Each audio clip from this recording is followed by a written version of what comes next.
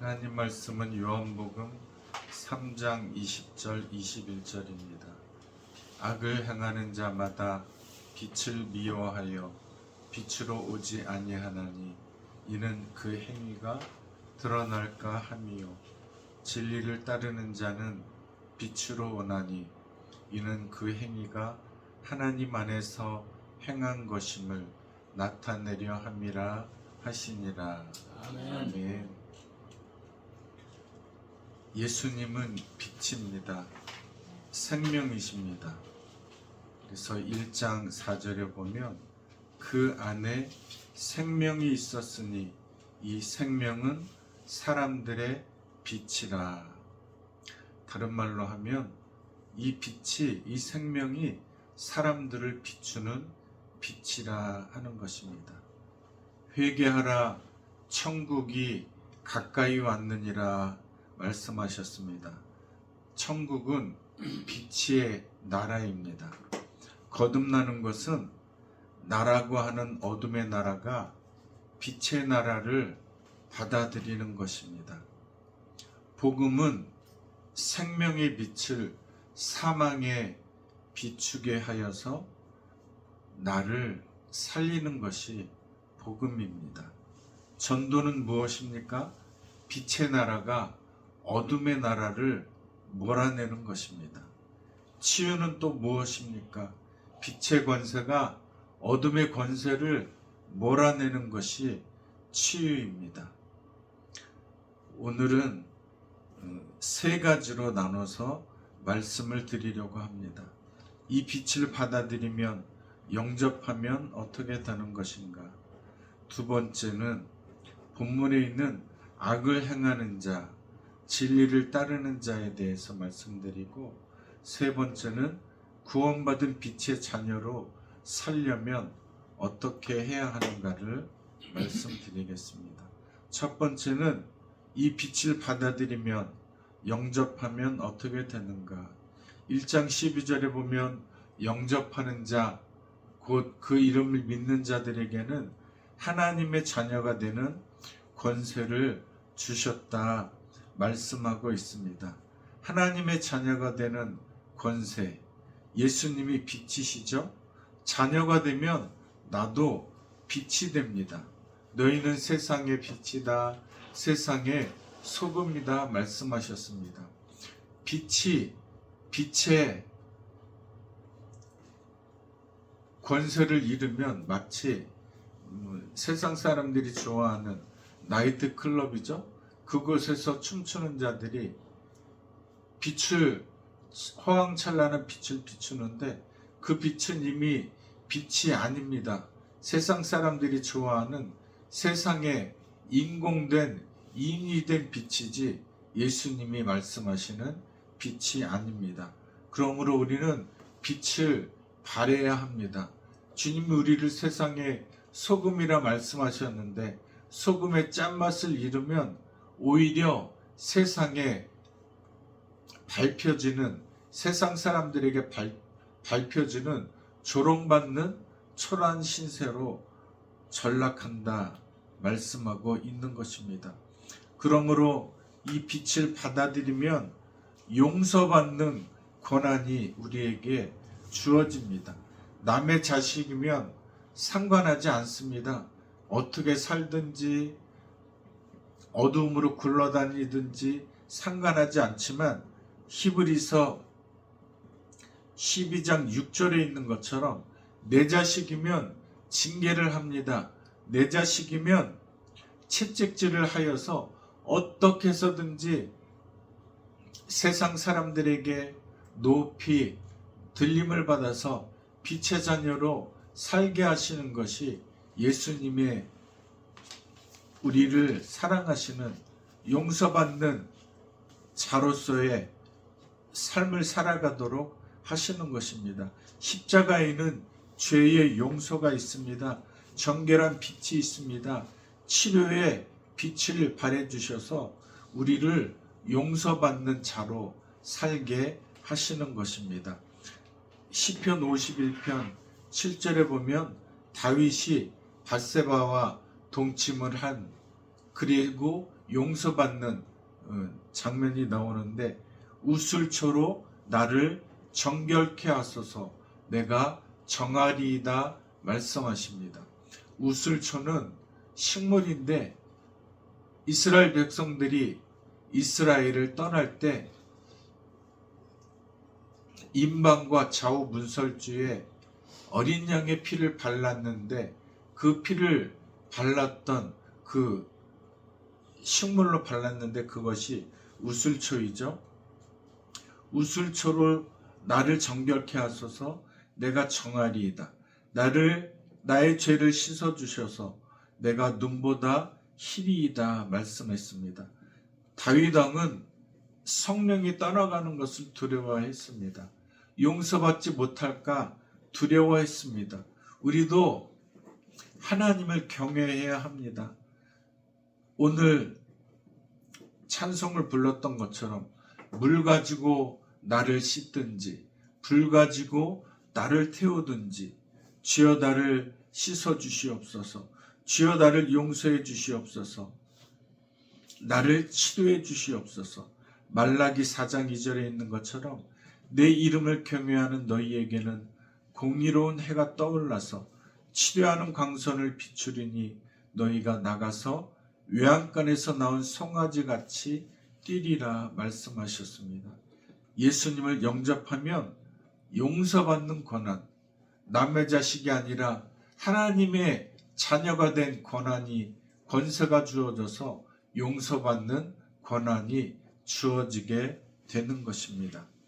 또한 예수님을 영접하면 생명의 빛이 비추어지는 놀라운 역사가 일어납니다.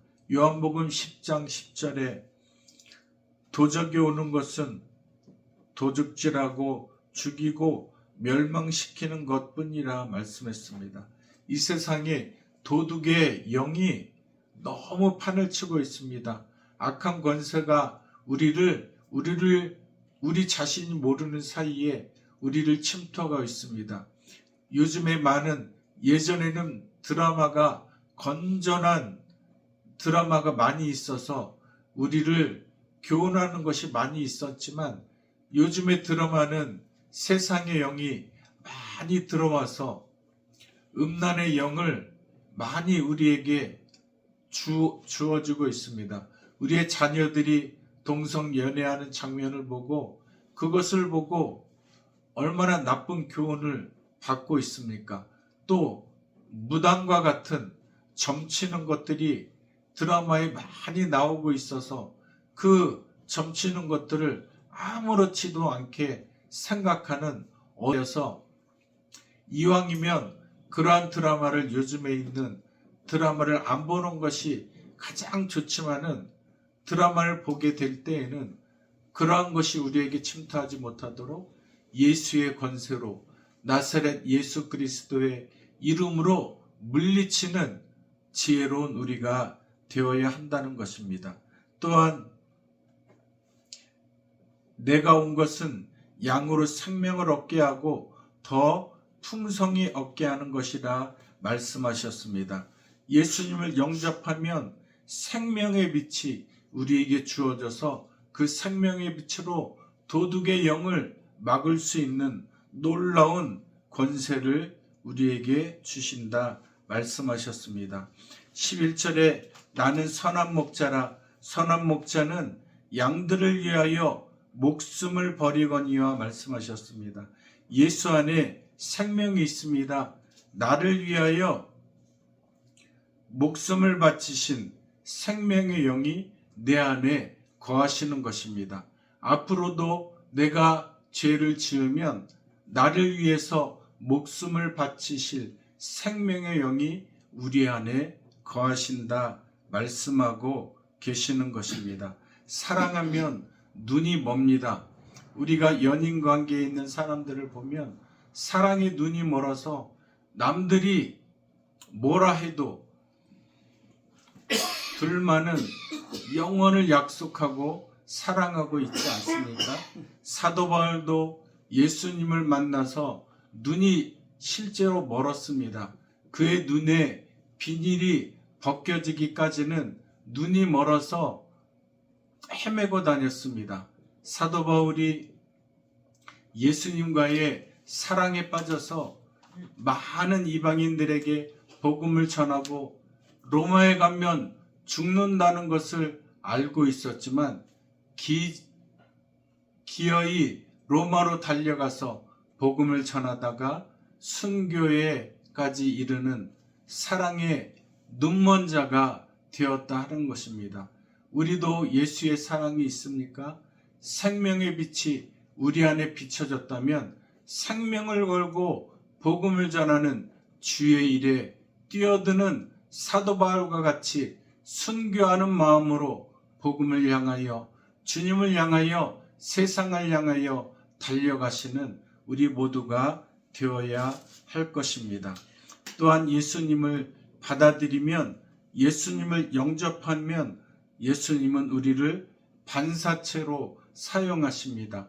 또한 충전체로 사용하시는 것입니다. 생명이 되신 예수님이 우리를 비추어 주심으로 반사체로 사용하여 주시는 것입니다. 우리에게는 능력이 없습니다. 그러므로 말씀하시지 않습니까? 이 보배를 질그릇에 가졌나니 이는 심히 큰 능력은 하나님께 있고 우리에게 있지 아니함을 알게 하려 함이라 말씀하셨습니다.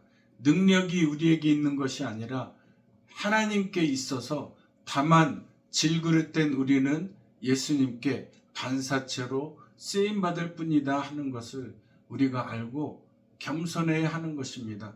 능력이 나타난다고 내 능력이 아닌 것입니다. 하나님의 능력이다 하는 것입니다. 우리는 충전체입니다.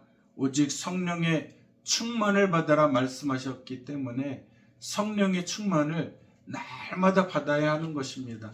나에게 능력이 나타납니까? 기도하지 아니하면, 말씀을 읽지 아니하면, 거룩하게 살지 아니하면 마치 배터리가 방전되는 것처럼 충전되어 있는 성령의 충만함이 우리에게서 소리 없이 예고 없이 사라지게 될 것입니다. 그러므로 우리는 기도에 힘써야 됩니다. 말씀 읽기에 힘써야 되는 것입니다. 슬기로운 다섯 처녀가 성령의 물을, 성령의 기름을 준비하여서 예수님 오실 때에 보라 신랑이로다 말씀하실 때에 신랑을 맞으러 나아갔던 것처럼 우리가 빛에 머무르려면 로마서 8장 2절에 있는 것처럼 생명의 성령의 법이 나를 이끄시도록 나를 언제나 주님 앞에 개방해야 하는 것입니다. 모세가 빛으로 나아가자 그의 얼굴이 해와 같이 빛났습니다. 출애굽기 34장 29절에 있는 것처럼 모세가 시내산에 올라서 40일 동안 금식하며 하나님과 대면하여 있고 하나님의 그 십계명을 받아서 내려올 적에 모세의 얼굴이 해같이 빛났으나 그는 알지 못하였고 많은 사람들이 그의 얼굴에 광채가 나는 것을 보고 두려워서 떨었다 하는 것입니다. 우리가 주님과 대면하여 있으면, 주님과 동행하면 우리의 얼굴이, 우리의 마음이 해와 같이 빛이 날 것입니다. 그러므로 우리가 성령의 충만함을 받아 하나님의 성령의 법이 나를 이끄시도록 날마다 빛에 거하는 우리 모두가 되어야 한다는 것입니다. 두 번째는 20절에 있는 21절에 있는 악을 행하는 자, 진리를 따르는 자에 대해 말씀을 드리겠습니다. 악을 행하는 자는 어둠에 다니는 자입니다. 육신을 따르는 자입니다. 무법을 좋아하는 자입니다. 그의 끝은 사망이라고 로마서 8장에 말씀하고 있습니다. 악을 행하는 자는 20절에 있는 것처럼 빛을 미워하는 자입니다. 차라리 그냥 빛을 따르는 자들이 행하는 것을 가만히 방해하지만 않으면 좋을 텐데 빛을 따르는 자를 미워하여 빛을 따르는 자를 방해하고 회방하는 것을 일삼는다는 것입니다. 며칠 전에 기사를 봤는데 강남에 있는 어느 큰 건물 전광판에 이 동성애를 따르는 자 단체에서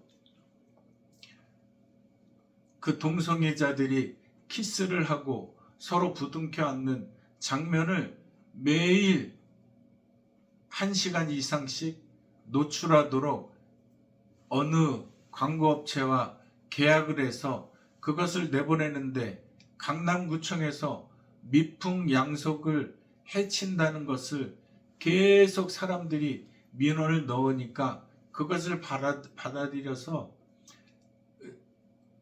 전광판에 나오는 것을 금지했습니다. 금지했더니 이 사람들이 난리가 났습니다. 왜 그것을 합법적으로 계약했는데 왜 전광판에 틀지 못하게 하느냐, 난리가 났습니다. 빛을 미워하는 사람들은 어린 자녀들의 심령을 그것을 보고 자연스럽게 받아들이는 반교육적인 것을 일삼아서 빛을 미워하여 빛을 따라가는 사람들을 방해하고 자녀들의 영혼을 상하게 하는 것을 일삼는다는 것입니다. 그러므로 악을 행하는 자는 빛으로 오지 아니하고 이는 그 행위가 드러날까 함이요 죄는 은밀한 곳에서 일어나는 것이었지만 이제는 대낮에도 부끄러워하지 아니하고 그것을 오히려 당당하게 세상 사람들을 향하여 외치는 어두움의 세상이 되었습니다. 19절에 그 정죄는 이것이니 곧 빛이 세상에 왔으되 사람들이 자기 행위가 악함으로 빛보다 어두움을 사랑한 것이니라. 그래서 오히려 악을 행하는 자들은 이미 그 정죄를 받았다. 주님이 말씀하고 계십니다.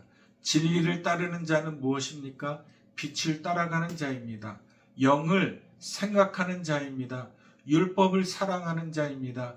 그의 끝은 생명과 평안이다 라고 주님이 말씀하셨습니다. 진리를 따르는 자는 빛으로 나옵니다. 21절에 이는 그 행위가 하나님 안에서 행한 것임을 나타내려 함이라 말씀하셨습니다. 하나님이 모든 것을 하셨습니다. 내가 행한 것이 아닙니다. 주님이 하셨습니다. 주님이 하셨습니다. 라고 말씀하는 것이 진리를 따르는 자입니다. 진리를 따르는 자는 예수를 따르는 자입니다. 갈라디아 5장 24절에 그리스도 예수의 사람은 그 정과 욕심을 십자가에 못 박았느니라 말씀하고 있습니다. 진리를 따르는 자는 모든 정과 욕심을 십자가에 못 박은 사람들입니다. 사도 바울은 자기의 모든 배웠던 것, 예수님을 믿기 전에는 가말리엘이라고 하는 훌륭한 가문에서 수학하였고 그의 모든 배경이 많은 사람들의 존경을 받은 것이었지만 예수를 믿은 후에는 그 모든 배경을 다 십자가에 못 박았습니다. 배설물과 같이 여겼습니다. 오직 예수 그리스도를 아는 지식 외에는 아무것도 잘난 것으로 여기지 아니하고 오직 예수만 자랑하는 사람으로 변하게 되었던 것입니다. 진리를 따르는 자는 빛의 자녀입니다. 모든 착함과 의로움과 진실함의 열매가 맺어진 자인 것입니다. 세 번째로 구원받은 빛의 자녀로 살려면 영으로서 몸의 행실을 죽여라 말씀하고 계십니다. 하나님의 영으로 인도함을 받아라 말씀하고 계시는 것입니다. 17절에 자녀이면 또한 상속자 곧 하나님의 상속자요 그리스도와 함께한 상속자니 우리가 그와 함께 영광을 받기 위하여 고난을 함께 받아야 될 것이니라 말씀하셨습니다. 예수 그리스도의 사람들은 고난을 받는 사람입니다. 하나님을 믿으면 복을 받는다고 말씀하셨지만 고난도 함께 받아야 된다고 말씀하고 계십니다. 고난을 왜 받아야 됩니까? 고난을 받으면 연약해집니다. 고난을 받으면 정말 죽을 것 같습니다. 그러나 그 고난을 통하여 연약해짐으로 고난을 통하여 하나님만 의지하게 되는 사람으로 변해지는 것입니다. 고난이 힘든 것이지만 고난이 유익이 있습니다. 그 고난을 통하여 하나님만 자랑하게 되고 그 고난을 통하여 현재의 고난이 우리에게 나타날 영광과 좋게 비교할 수 없는 것이기 때문에 고난이 유익한 것입니다. 고난을 기쁘고 감사하게 받으시기를 바랍니다. 고난을 당할 때 하나님을 찬양하게 되시기 바랍니다. 고난의 결과가 무엇입니까? 속사람이 날마다 새로워지는 것입니다. 고린도후서 4장 16절에 보면 그러므로 우리가 낙심하지 아니하노니 우리의 겉사람은 낡아지나 우리의 속사람은 날로 새로워지도다. 이것이 고난의 비밀입니다. 이것이 고난의 유익입니다. 우리의 겉사람은 낡아지지만 우리의 속사람은 날마다 주님과 함께 새로워진다는 것입니다. 고난의 결과 두 번째는 보이지 않는 것을 주목하는 사람으로 변하게 되는 것입니다. 18절에 보니까 우리가 주목하는 것은 보이는 것이 아니요 보이지 않는 것이니 보이는 것은 잠깐이요 보이지 않는 것은 영원함이라 말씀하셨습니다. 보이지 않는 것을 기다린다면 참음으로 기다릴지니라 말씀하셨습니다.